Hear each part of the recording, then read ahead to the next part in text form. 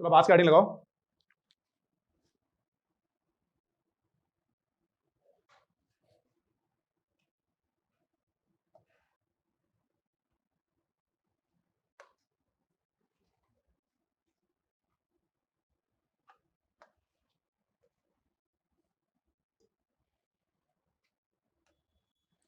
ये देखो जरा,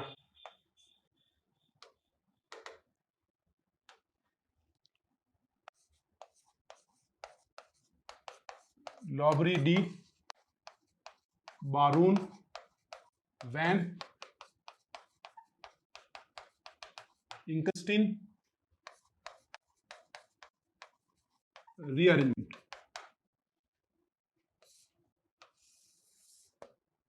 पूरा हेडिंग लगाओ, लॉबरी डी बारून वैन इंकस्टीन रीअरेंजमेंट, पूरा नाम है इसका। रिकॉर्डिंग स्टार्ट है, कैमरे की रिकॉर्डिंग। जूम के ऑन कर दूं क्या? मैंने अभी नया कनेक्शन लिया है, कितना 1 GB वाला, 1 GB स्पीड का। अभी स्पीड आ रही है 800 करीब, 800 Mbps।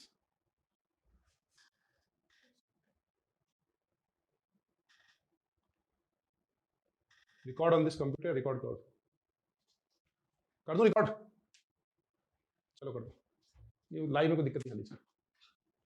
चलो, नहीं यार, मैं तुम्हें रिकॉर्डिंग ऐसे भेज दूंगा, ज़्यादा ठीक रहेगा। ओके, अब ये लिखो, लॉबरी डी बारून वैन इंकस्टीन रीअरेंजमेंट। वहां पे नीचे आप स्ट्रक्चर बनाओ।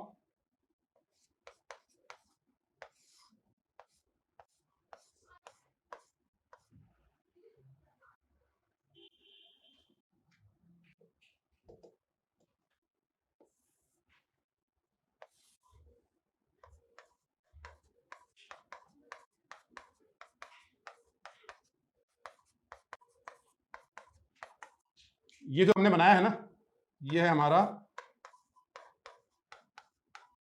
D glucose. ड्रॉ करो इसको।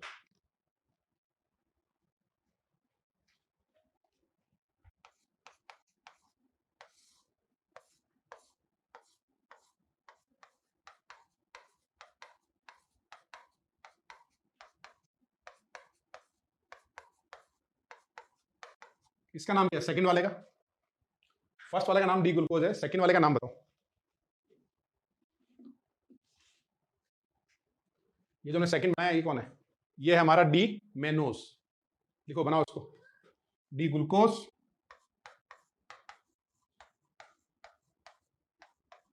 ये है डी मेनोस। ड्रॉ करो इनको।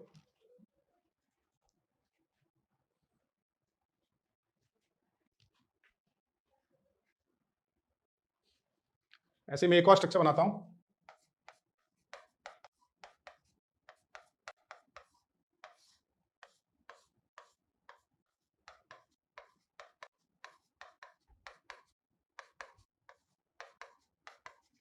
थर्ड वाले का नाम बताओ, ये कौन है? ये जो थर्ड बनाया, ये कौन है? Fructose, perfect. थर्ड वाला है हमारा डी फ्रुक्टोज।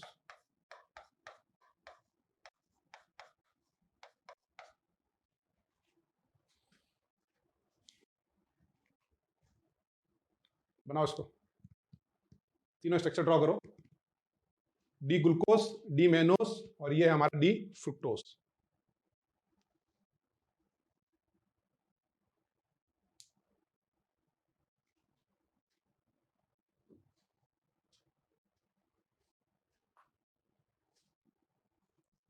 चारों बना लिए? चारों को ध्यान से मन लगा के देखो। ये इंकस्टीन रीअरेंजमेंट क्या बोलता है पता है? इंकस्टीन रीअरेंजमेंट ये बोलता है कि ये माइल्ड बेसिक मीडियम में ये तीनों इक्विलिब्रियम में रहते हैं। यानी अगर हम यूज करेंगे माइल्ड बेसिक मीडियम, तो डी ग्लूकोज, डी फ्रुक्टोज और डी मेनोस तीनों इक्विलिब्रेट करते हैं, यानी तीनों इक्विलिब्रियम में रहेंगे, glucose, mannose and fructose. Okay, तीनों को ध्यान से देख के बताओ कि तीनों के स्ट्रक्चर्स में सिमिलरिटी क्या है, तुम्हें क्या सिमिलर नजर आ रहा है, क्या चीजें जो ऐसी नजर आ रही है कि यार सेम है तीनों की? सब डी हैं, ठीक है। और इसके अलावा कार्बोहाइड्रेट है, ये भी ठीक है। Molecular formula same. स्ट्रक्चर में क्या सिमिलरिटी? स्ट्रक्चर्स में अगर मैं लास्ट के 4 कार्बन कंपेयर करूं, बॉटम से नीचे ऊपर तक 4 कार्बन जाओ, इन 4 कार्बन को देखो, इसके लास्ट के 4 कार्बन देखो, इसके लास्ट के 4 कार्बन देखो, लास्ट के 4 कार्बन देखो, क्या सेम है डिफरेंट है? मतलब उनका ओरिएंटेशन वगैरह सेम है डिफरेंट है? सेम है ना। देखो यहाँ तक ये तो इपीमर है ना, ये दोनों तो इपीमर है, ये 4 कार्बन सेम है, बस यहाँ पे ये C2 इपीमर है तो ये OH चेंज है, और यहाँ पे फ्रुक्टोज में क्या हो जाता है? कीटोन हो जाता है। ठीक है ना। अब आप मुझे ये बताओ कि what is the relation between, चलो इन दोनों में relation, D glucose D mannose में इपीमर, C2 इपीमर यानी इपीमर और डायस्टेरियोमर्स। ठीक है। What is the relation between D glucose and D fructose? Glucose और फ्रुक्टोज में क्या रिलेशन है? डी ग्लूकोज और डी फ्रुक्टोज में क्या रिलेशन है? They are functional isomer. हाँ, ये सब फंक्शनल आइसोमर लिखो, परफेक्ट एकदम। तो नीचे लिखो D glucose and D fructose are functional isomer. नीचे लिखो आप D glucose and D fructose are functional isomer.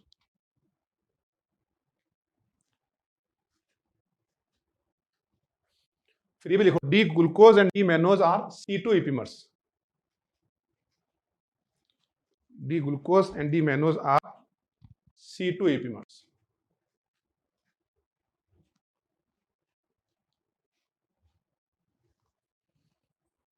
लिख लिया आपने? Okay. D glucose and D mannose are C2 epimers. अब मैं एक स्ट्रक्चर बनाता हूं, मतलब अपने को ये एक्सप्लेन करना है कि माइल्ड बेसिक में तीनों इक्विलिब्रियम में रहते हैं। ठीक है ना। अब मेरा दूसरा क्वेश्चन ये है,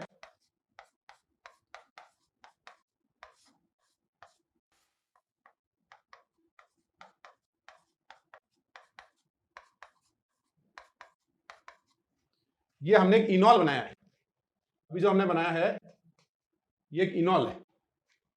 ठीक है ना। अब आप मुझे ये बताओ कि ये जो इनॉल बनाया ना हमने, अब ये इनॉल जो है ये किसका इनॉल है? ये ग्लूकोज का इनॉल है, मैनोज का इनॉल है, फ्रुक्टोज का इनॉल है?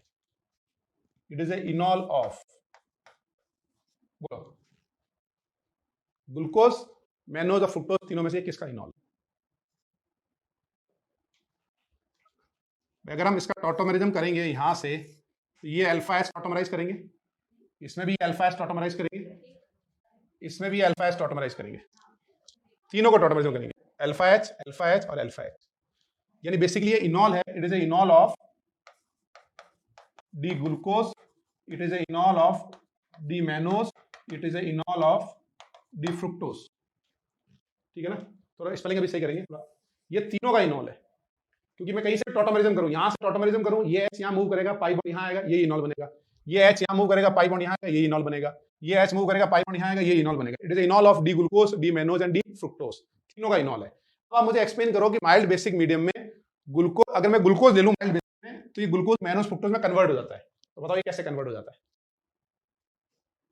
बता सकते हो? इनॉल बन के, perfect Deepansh, first converted to enol. ठीक है। इसी क्वेश्चन को अपन ऐसे बोलें कि अगर मैं इस इनॉल को टॉटोमराइज कर दूं, तो बताओ इन तीनों में से ग्लूकोज, मैनोज, फ्रुक्टोज कैसे कैसे बन रहे हैं बताओ। अगर मैं इसको टॉटोमराइज कर दूं ना, तो ये एच अगर टॉटोमरिज्म में जाएगा तो ये एच यहां से यहां आएगा, और ये पाई बॉन्ड ऊपर जाएगा ना, सॉरी ये वाला एच नहीं आएगा, गलत बना दिया मैंने, एक मिनट है।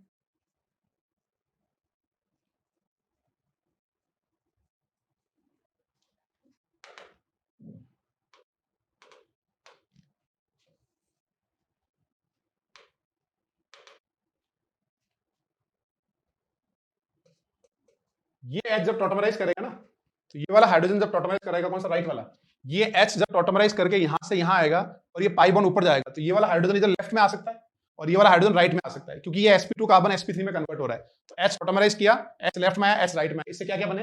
अगर एच लेफ्ट में आ रहा है तो क्या बन गया हमारा? D glucose. एच राइट में आया तो क्या बना? D mannose.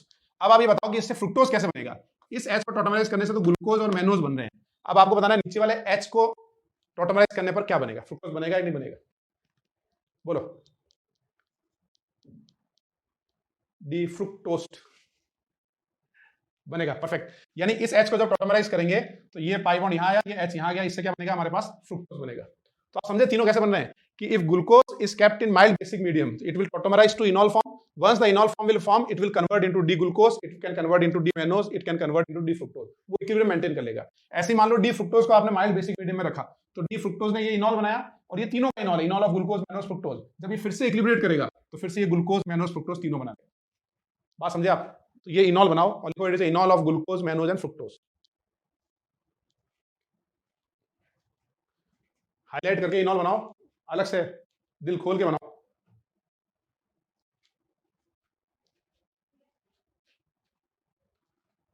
लिख लिया?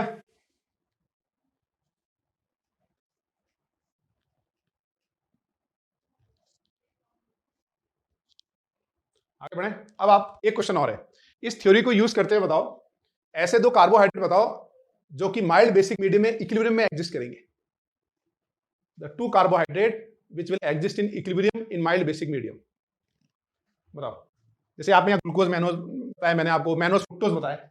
सिमिलरली आप कोई भी दो बताओ, एनी टू। एलोज एल्ट्रोज, गुड। हमको एक वर्ड यूज करना चाहिए कि this type of isomer will exist in equilibrium in mild basic medium. जैसे एलोज एल्ट्रोज हैं, ग्लूकोज मैनोज हैं, और पेयर कौन है? एलोज एल्ट्रोज, ग्लूकोज मैनोज, गुल्लोज आयोडोज, गैलेक्टोज टेलोज। एक वर्ड यूज करेंगे, बताओ वो वर्ड क्या है? Perfect perfect. इपीमर्स, इपीमर में थोड़ा और C2 इपीमर्स, परफेक्ट। C2, ठीक है ना? तो जो भी C2 इपीमर होंगे ना वो माइल्ड बेसिक में इक्विलिब्रियम में एग्जिस्ट करेंगे, क्योंकि C2 इपीमर का इनॉल फॉर्म क्या बनेगा? सेम बनेगा।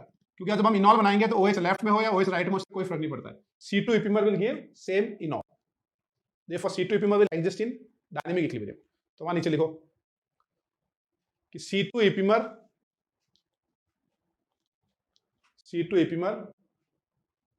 will exist in dynamic equilibrium in mild basic medium.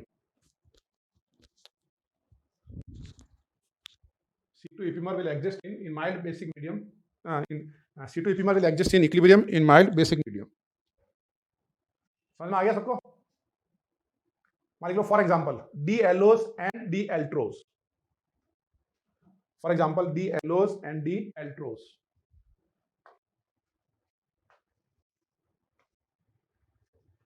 Okay,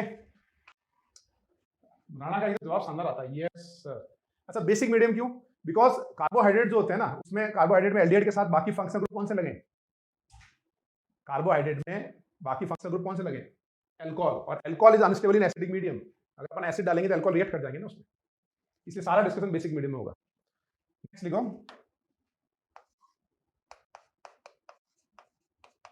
oxidation and reduction reactions. Oxidation reduction reactions, जैसे कि एक जनरल कार्बोहाइड्रेट ले लें, एन कैन बी 1 2 3 4 ऐसा हो सकता है, ठीक है ना? इसमें अगर मैंने NaBH4 डाल दिया या H2 मेटल डाल दिया तो ये एल्डिहाइड जो है ये किसमें कन्वर्ट हो जाएगा? एल्डिहाइड किसमें कन्वर्ट हो जाएगा? एल्कोहल में, ठीक है? तो यहां बनेगा एल्डिहाइड की जगह पे एल्कोहल।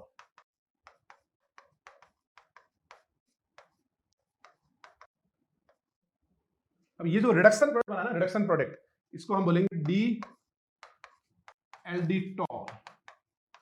एल्डिटॉल एक जनरल टर्म है, यहाँ पे जो ग्लूकोज होगा ना उसके अकॉर्डिंग होगा, क्योंकि यहाँ हमने जो कार्बोहाइड्रेट के अकॉर्डिंग होगा, यहाँ हमने एक सिंपल कार्बोहाइड्रेट एल्डोज लिया है, तो एल्डोज का रिडक्शन प्रोडक्ट क्या होगा? एल्डिटॉल। सिमिलरली अगर हम यहाँ Br2 वाटर डालते हैं, Br2 water is a mild oxidising agent for acid. Interesting चीज है ये, Br2 वाटर जो है mild oxidising agent for aldehyde, वो एल्डिहाइड को ऑक्सीडाइज कर देता है एसिड में। अब ये जो ऑक्सीडेशन प्रोडक्ट बना है इसको बोलेंगे डी एल्डोनिक एसिड। और अगर आपने इसमें कंसंट्रेट HNO3 डाल दिया तो टर्मिनल कार्बन की जगह पे बनेगा एसिड।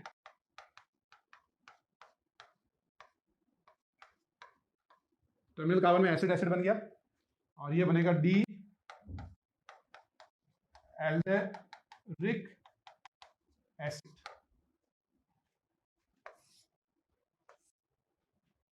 इसको नोट करो एक बार, रिडक्शन प्रोडक्ट को बोलते हैं एल्डिटॉल, ऑक्सीडेशन को बोलते हैं एल्डोनिक। LH भी हो जाएगा, LH भी हो जाएगा। Reduction product alditol, oxidation product aldonic, and terminal carbon oxidation is एल्डेरिक।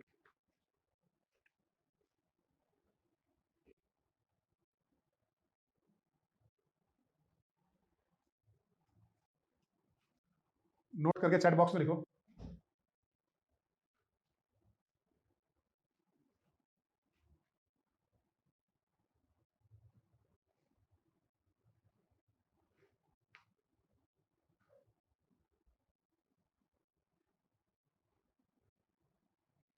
लिख लिया आपने?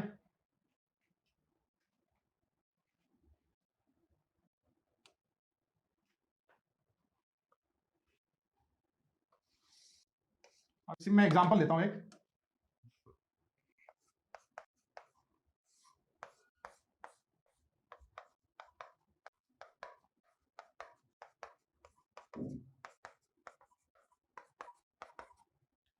इसका नाम बता सकते हो ये कौन है? जो मैंने बोर्ड पे बनाया है ये कौन है? D glucose, perfect. ये है हमारा डी ग्लूकोज। और अगर इसमें मैंने NaBH4 डाल दिया तो NaBH4 से क्या होगा? इसका होगा रिडक्शन और बनेगा क्या? NaBH4 से क्या बनेगा? Br2 वाटर से क्या बनेगा? और HNO3 कंसंट्रेट से क्या बनेगा? और एक और चीज ऐड कर देते हैं, अगर यहाँ पे HI एक्सेस लिखा हो उससे क्या बनेगा? 5 मोल ऑफ HiO4 से क्या बनेगा? How many mole of anhydride will consume? देखो, अगर हम इसमें NaBH4 डालेंगे तो रिडक्शन होगा ना। ग्लूकोज का रिडक्शन प्रोडक्ट क्या होगा? डी गुलसीटॉल। गुलसीटॉल हो गया इसका रिडक्शन प्रोडक्ट। ऐसे ही Br2 वाटर से ऑक्सीडेशन का प्रोडक्ट क्या होगा? D gluconic acid. वो जो था ना पहले, वो एल्डोनिक एसिड एक जनरल टर्म था, ग्लूकोज में क्या आ गया? Gluconic acid. ऐसे ही HNO3 ऐड करेंगे तो क्या बनेगा? D glucaric acid. सपोज करो मेनोज होता, यहाँ मेनोज होता और ये बनाते हैं हम रिडक्शन प्रोडक्ट, तो यहाँ पे क्या लिखते हैं? अगर यहाँ मेनोज होता तो मेनोज का रिडक्शन प्रोडक्ट का नाम क्या होता? बोलो। D mannitol, perfect, D mannitol. तो ये ग्लूकोनिक, गुलकेरिक, गुलसीटॉल, ये सब वर्ड किसके लिए? For glucose. और ये HI एक्सेस मतलब red P HI excess, NCERT में क्या HI एक्सेस लिखा है, लेकिन बेसिकली रेड पी HI जो होता है ना, वो क्या करता है? रिडक्शन कर देता है। तो जहां पे भी HI एक्सेस लिखा हो और ग्लूकोज लिखा हो तो आप रेड पी HI मान लो। तो इसका मतलब यहाँ क्या बनेगा? Normal hexane. और HiO4 यूज करेंगे तो क्या होगा? HiO4 इसको ब्रेक कर देगा ना, क्या बनाएगा? 5 mole of formic acid plus 1 mole of formaldehyde.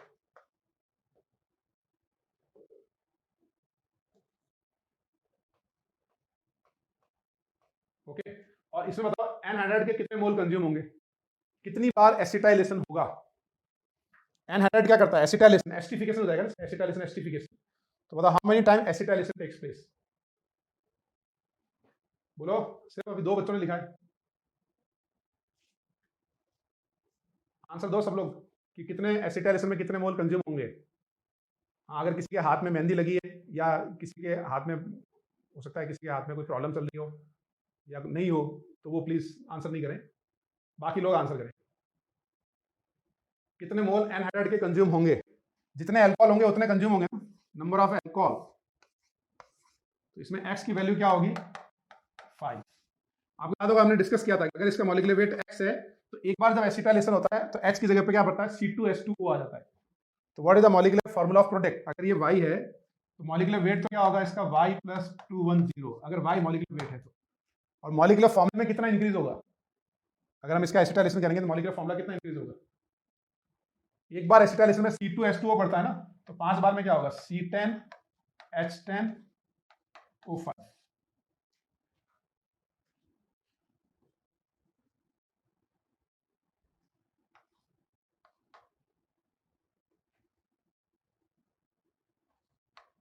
चलो ये लिखो, ये glucitol is also known as sorbitol. ये सब आपको नोट करना है। हाँ, एल्डिहाइड के साथ पर्किन, हाँ एल्डिहाइड और एनहाइड्राइड में पर्किन भी होता है। कब होता है? एसिटिक एनहाइड्राइड के साथ क्या होता है? Sodium acetate, salt of sodium, aromatic aldehyde plus anhydride plus salt of sodium acetate. तो ना तो यहाँ एरोमेटिक एल्डिहाइड है तो यहाँ पर्किन नहीं हो पाएगा, और ना यहाँ पे सॉल्ट है।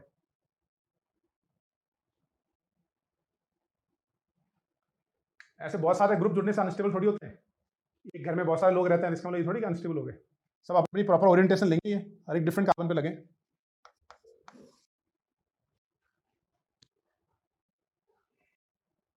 सब नोट कर लो, और जब नोट कर लो तो चैट बॉक्स में लिखना।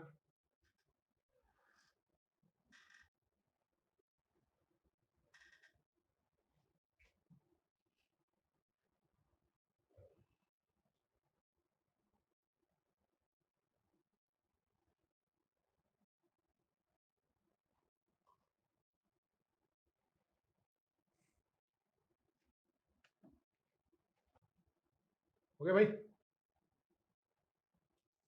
शुक्ला भैया की क्या रैंक आई पता नहीं है, अभी उनकी विदुषी की 313 आई है, एक विदुषी A1 में थी। सबने नोट कर लिया तो चैट बॉक्स में डन लिखो। सब शाम को डिटेल शेयर करता हूँ तुमको।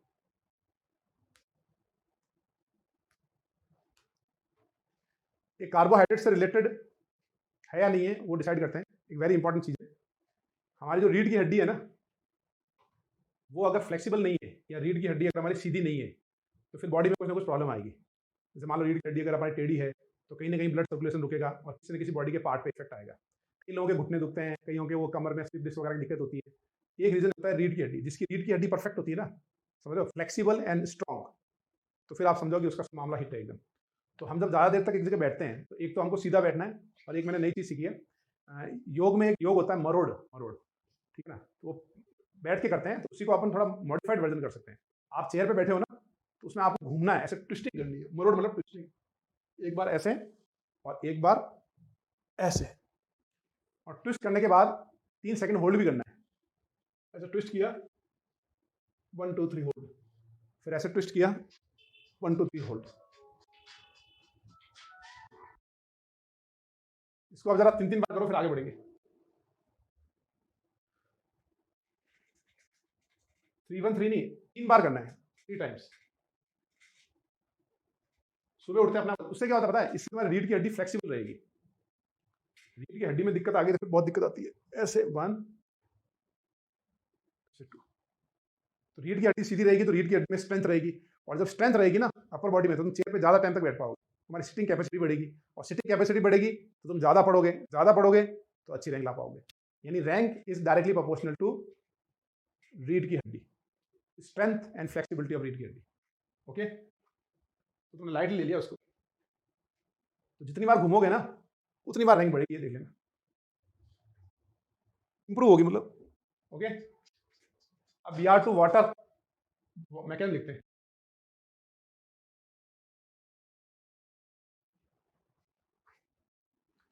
एक मरोड़, एक ट्विस्टिंग करने से एक रैंक बढ़ेगी। चलो अब देखो mechanism of B R two water.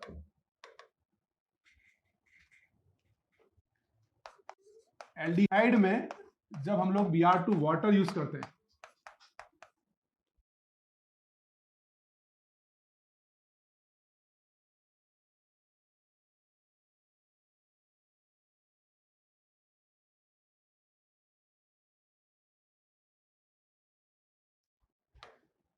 इसका मैकेनिज्म लिखते हैं। B R two water aldehyde को क्या बना लेगा हमारा एसिड। ओके, तो मैकेनिज्म कैसे होगा कि जैसे ये एल्डिहाइड है, इसमें जब वाटर ऐड करेंगे तो ये बनेगा हमारा जेम डायोल। ठीक है, जेम डायोल बन गया, ये एक अच्छा हाइड्राइड डोनर हो गया।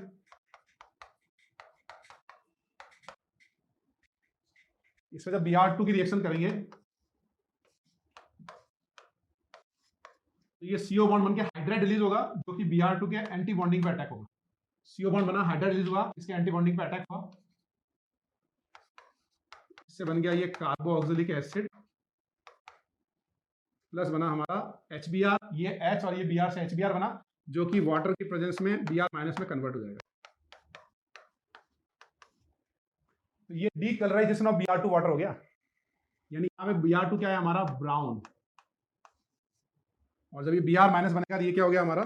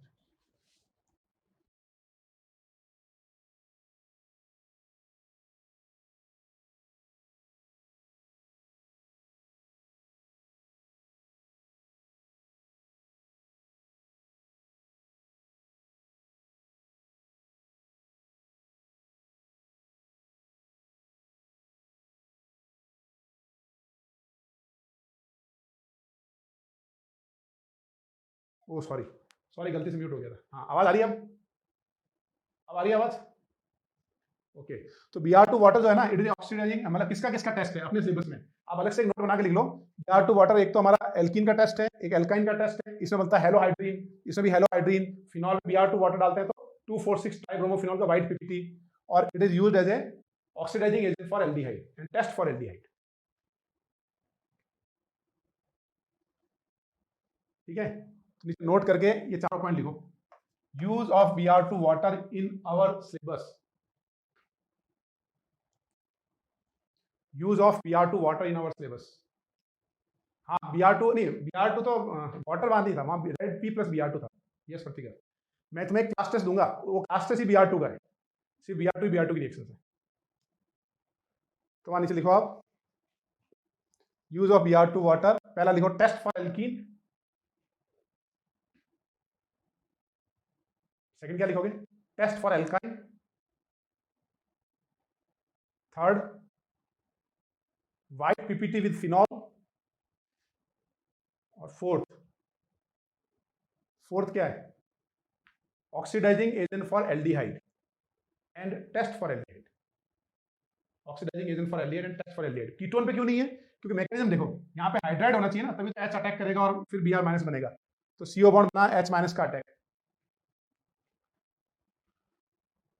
कीटोन, अगर यहाँ कीटोन होता तो कीटोन में H की जगह पे CH3 होता, तो CH3 का माइग्रेशन नहीं होगा, hydride release because of 2+M effect.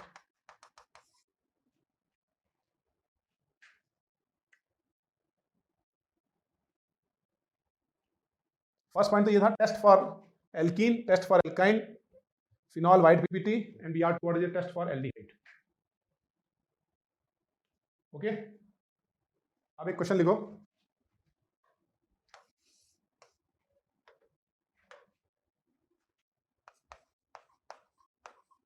How will you differentiate, how will you differentiate the glucose and the fructose? ठीक है, पहला ऑप्शन है टॉलेंस टेस्ट, दूसरा है फेलिंग टेस्ट, तीसरा है decolourisation of Br2 water, fourth है I will find out and let you know.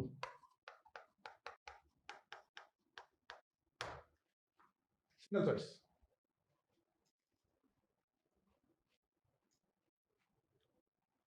आपको ग्लूकोज और फ्रुक्टोज को डिफरेंशिएट करना है, Tollens test, Fehling test, decolourisation of Br2 water and last one I will find out and let you know। पता लगा के बताएंगे। आंसर क्या आ रहा है, 3 4 3, नहीं 2 नहीं है यार, सिंगल आंसर है, सिंगल।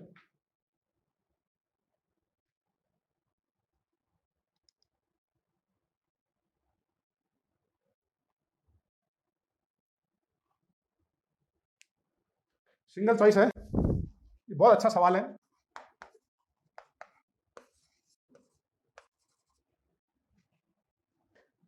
अच्छा मतलब टॉलेंस जो है वो कीटोन के साथ टेस्ट देता है क्या? क्या टॉलेंस कीटोन के साथ पॉजिटिव टेस्ट देता है, negative? Negative. Ketone give negative Tollens test, ketone give negative Fehling test. Perfect. लेकिन एक फेमस एक्सेप्शन बताया था आपको, वेरी फेमस एक्सेप्शन, जिसमें IIT एडवांस में सवाल भी आया है, जेई में एक्सेप्शन आते हैं इतने भयंकर वाले आते हैं, मतलब पूरी दुनिया को पता होता है। Alpha hydroxy keto, alpha hydroxy keto give positive Tollens test, alpha hydroxy keto give positive Fehling test, alpha hydroxy keto give positive Benedict test. अब बताओ आंसर क्या है? अब सिंगल चॉइस में आंसर, आप अपना आंसर चेंज कर सकते हो। कमान इंडिया, बताओ। 4 1 3 3 4 3 3 3। अब हम कंसल्ट किए तो बहुत सारे 3 आ गए। टिक्की, बिल्कुल परफेक्ट। इसका आंसर है Br2 water, decolourisation of Br2 water. अभी मैंने आपको बताया था कि Br2 water is oxidising agent for aldehyde, वो एल्डिहाइड को ऑक्सीडाइज करके एसिड बनाता है और Br माइनस बना लेता है, यानी Br2 ब्राउन टू कलरलेस हुआ, एल्डिहाइड इज कंफर्म। तो ग्लूकोज के साथ क्या आएगा, positive test. Fructose is ketone, वहां टेस्ट नहीं दिया। जबकि टॉलेंस जो है ग्लूकोज तो पॉजिटिव देगा क्योंकि वो एल्डिहाइड है, और फ्रुक्टोज भी पॉजिटिव देगा क्योंकि वो अल्फा हाइड्रोक्सी कीटो है। या फिर आपको याद है टॉलरेंस इज बेसिक मीडियम, तो बेसिक मीडियम में ये दोनों इक्विलिब्रियम में रहेंगे ना, इंक्रिस्टल rearrangement, D glucose, D mannose, D fructose all exist equilibrium. तो अगर ये तीनों इक्विलिब्रियम में रहेंगे माइल्ड बेसिक मीडियम में, तो बेसिक मीडियम में जो रिएक्शन ग्लूकोज दिखा रहा है वही रिएक्शन कौन दिखाएगा, हमारा फ्रुक्टोज भी दिखाएगा, समझो, बिकॉज ऑफ इंक्रिस्टल रीअरेंजमेंट। अब फेलिंग भी बेसिक मीडियम में पॉजिटिव टेस्ट, इसको तो छोड़ देते हैं। तो बेसिकली आप समझे, मैं इसको दो तरीके से बोलूंगा। फ्रुक्टोज टॉलरेंस टेस्ट क्यों दे रहा है, क्योंकि फ्रुक्टोज जो है वो अल्फा हाइड्रोक्सी कीटो है, पहली बात। फ्रुक्टोज टॉलरेंस क्यों दे रहा है, क्योंकि फ्रुक्टोज माइल्ड बेसिक मीडियम में ग्लूकोज बना सकता है, और ग्लूकोज जो है पॉजिटिव टॉलरेंस टेस्ट दिखाता है। Got it? बड़े नाम वाला रीअरेंजमेंट, बिल्कुल सही है। यानी अपन बहुत सिंपली बोले कि माइल्ड बेसिक में फ्रुक्टोज ग्लूकोज में जाएगा, और ग्लूकोज जो टेस्ट दिखा रहा है फ्रुक्टोज भी दिखा देगा। अपन कंसल मॉक्सिंग ना, यस सर, ओ गुड। या फिर ऐसा समझ लें, फ्रुक्टोज इज अल्फा हाइड्रोक्सी कीटो, और अल्फा हाइड्रोक्सी कीटो जो है पॉजिटिव टॉलरेंस और फेलिंग टेस्ट दिखाते हैं।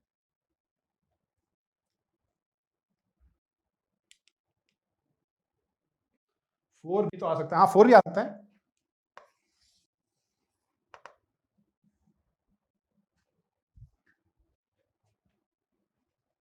ठीक है, तो इतना ही करें इसको। ये इसलिए भी इंपॉर्टेंट है, ये इसलिए इंपॉर्टेंट नहीं है कि जेई में आने वाला है, ये इसलिए इंपॉर्टेंट है क्योंकि लैब में ये टेस्ट करते हैं, Br2 वाटर जो है लैब में परफॉर्म करते हैं। ग्लूकोज का टेस्ट होता है, फ्रुक्टोज का नहीं होता है, तो ये लैब में भी यूज करेंगे। ओके, तो आज इतना ही करते हैं। अच्छा, वो सीट का अपने को डिस्कशन करना है, कल करेंगे डिस्कशन। कितने क्वेश्चन बना लिए तूने सीट में से? 50 बना लिए ना, तो थोड़े कल के लिए 20 एक और बनाओ, थोड़ी हिम्मत जुटाओ, और आगे बढ़ के 20 क्वेश्चन और कर लो। 70, चलो ठीक है, 70 क्वेश्चन डन रहा। बन नहीं रहे हो, देखो सीट में है ना, इसको बनाने के लिए तुमको है ना 11th के एरोमेटिक केमिस्ट्री को रिवाइज करना पड़ेगा। 11th का जो एरोमेटिक केमिस्ट्री था उसको रिवाइज करना पड़ेगा। ये सीट थोड़ी सी टफ है, एक बार बनेगी, फिर रिवाइज करोगे तब एकदम सेट हो जाएगा। इसको दो दो बार बनाना पड़ेगा तब ये परफेक्ट होगी, समझ रहे हो? चलो अब स्टार्ट करते हैं। क्विक एक बार रिवीजन फटाफट आप लोग देखो, और साथ साथ में बोलते रहो।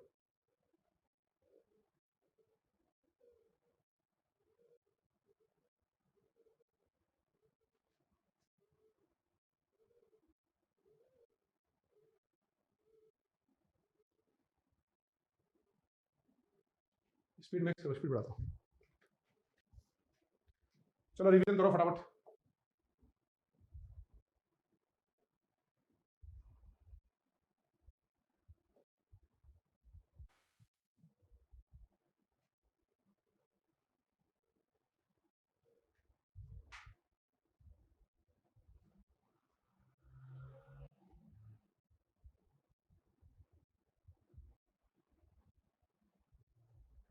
कुछ कुछ बोलना चाहता तो बोलते जाओ। Enol of glucose mannose fructose.